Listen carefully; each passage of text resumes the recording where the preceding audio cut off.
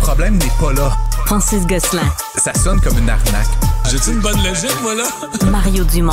Dis pas que c'est pour faire plus d'argent. La rencontre. Gosselin. Dumont. Salut Mario. Oh, Francis.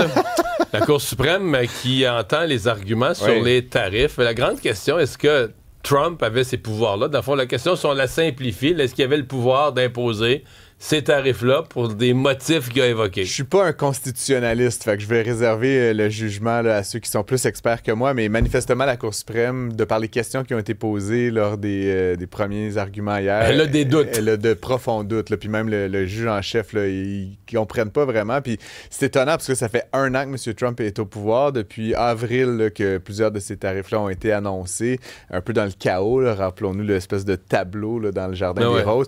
Puis le rendu au mois de novembre, on va peut-être dire, finalement, il n'avait pas le pouvoir de faire ça. Lui. Exactement. Mais là, t'imagines le bordel. Et donc, juste pour dire là, simplement, en fait, grosso modo, puis c'est étonnant, là, les juges eux-mêmes ont dit ce que les Canadiens et d'autres disent depuis longtemps, les tarifs, c'est une taxe sur les Américains. Et c'est là le raisonnement. Le pouvoir de taxation aux États-Unis, c'est un pouvoir qui était réservé au Congrès. Et donc, M. Trump invoque une loi là, de 1976 là, qui lui donne des pouvoirs extraordinaires. En situation d'urgence. En situation d'urgence. Mais là, l'urgence, c'est tantôt le fentanyl, tantôt l'immigration massive, tantôt une publicité de Doug Ford à la télé. Je veux dire, il n'y a pas d'urgence, là, on va se le dire. Il n'y a pas d'urgence avec l'Allemagne ou je sais pas trop quoi. Tu sais, tout ça est un peu... Le Cambodge. Il y a peut-être, je ne sais rien, mais grosso modo, c'est un faux prétexte. Et donc là, la Cour suprême, ça va malheureusement prendre plusieurs mois probablement avant que la Cour arrive à une conclusion. Mais ce qui est étonnant, comme je le disais, c'est que là, de la Cour suprême, les 9 membres qui siègent, 6 sont plutôt d'allégeance républicaine ou plutôt conservateur, et ils ont quand même donné... Ils ont été nommés par Trump pour une partie, ou par d'autres présidents précédents, mais ils ont quand même été très durs là, avec l'administration Trump hier dans leur première question, et ça, le jupon dépasse, là, en gros.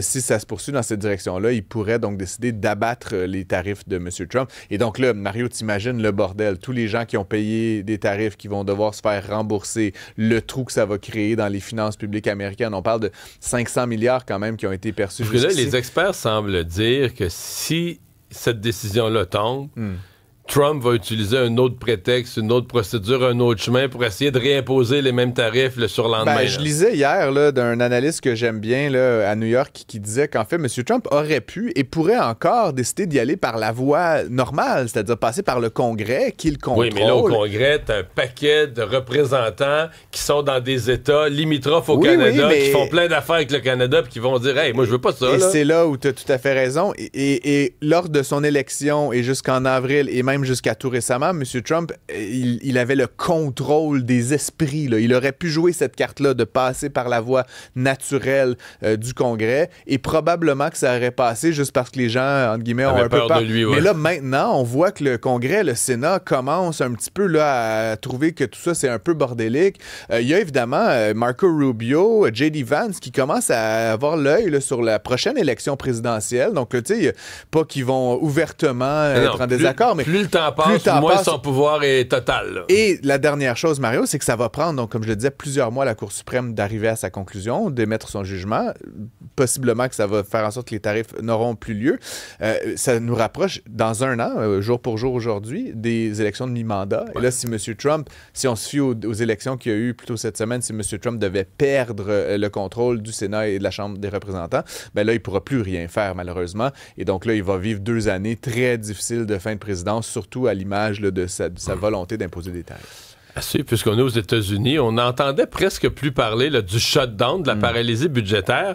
Sauf que là, demain, il va commencer à y avoir des conséquences très concrètes pour bien des gens. Oui, bien l'affaire, c'est que le shutdown, ce que ça interdit, sauf des cas vraiment d'urgence, là, des situations très extrêmes, plus personne n'est payé dans la fonction publique américaine. Et notamment, là, le cas échéant, les contrôleurs aériens n'ont plus de paye depuis maintenant 5 semaines. Et ça déplaît. Ben là, je sais pas, toi, Mario, là, on travaillait Isabelle, là, on arrête de te payer un mois de temps, ben, à la limite, tu peux dire, OK, là, le système ne fonctionne pas, mais là, 5 semaines, 6 semaines, 7 semaines. Techniquement, on leur dit l'argent n'est pas perdu. Là, tu vas le revoir. Tu vas le revoir. Sachant qu'aux États-Unis comme au Canada, les gens, beaucoup vivent de paye en paye. Ils ont une hypothèque qui passe. Même moi, là, je gagne très bien ma vie. Si tu m'enlèves mon salaire un mois de temps, là, mon hypothèque, il va falloir que je l'emprunte à quelque part.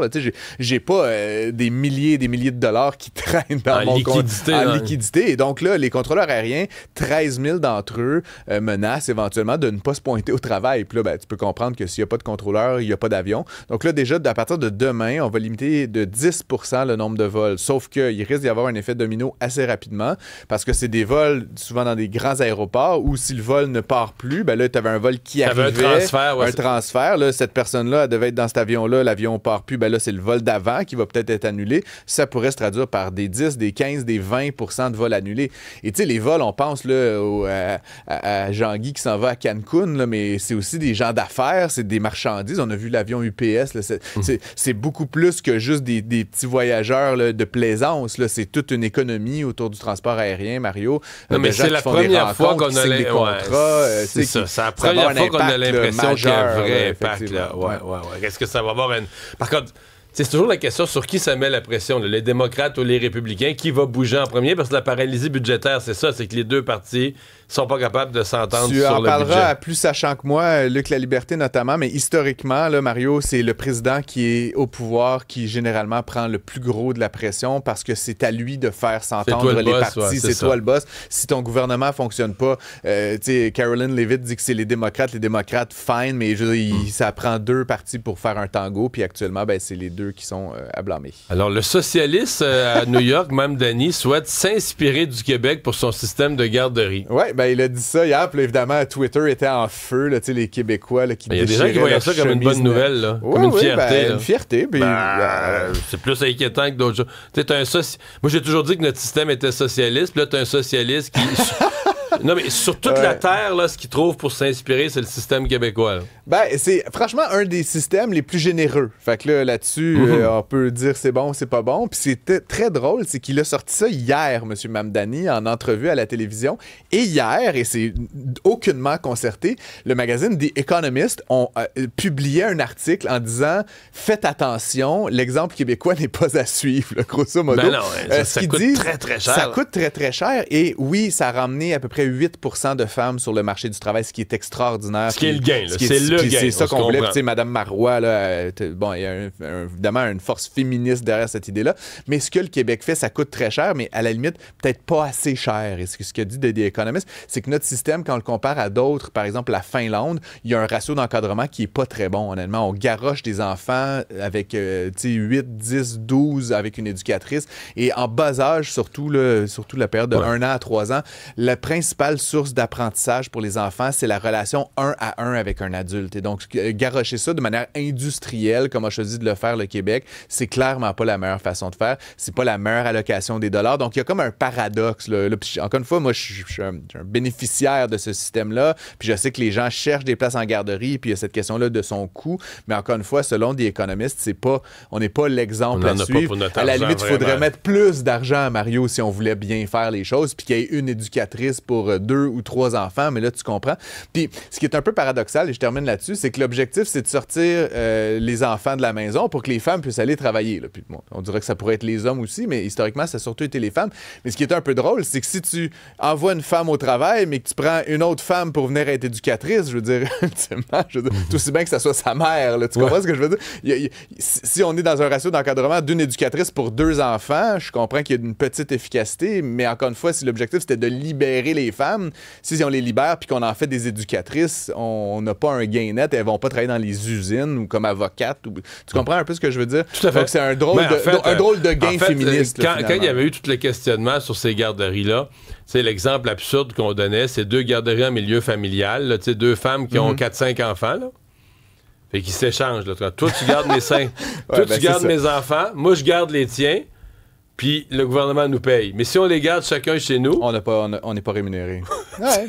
Puis, tu sais... c'est un peu bizarre de le présenter comme ça, mais... Les féministes les plus convaincus, puis tu sais, j'endosse pas nécessairement ça, mais te diront que, tu sais, une femme qui a 5 enfants et qui les garde à la maison, c'est un travail, puis dans la société capitaliste actuelle, on reconnaît pas la valeur de ce travail-là. C'est pas Donc, faux. C'est peut-être normal que même si tu gardes tes propres enfants, on pourrait te donner un certain per diem, mais il y a déjà quand même des rémunérations à l'allocation canadienne pour enfants, etc. Fait que, tu sais, c'est pas comme si mais t'es pareil. 5 enfants, c'est pire qu'une job. Oui, tout à fait d'accord. Je rentre pas là-dedans. Moi, j'en ai 2 et c'est fini. Donc, voilà. Merci, Francis.